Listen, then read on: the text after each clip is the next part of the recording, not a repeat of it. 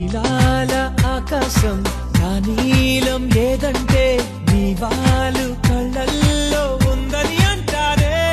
అప్పుడో ఇప్పుడో ఎప్పుడో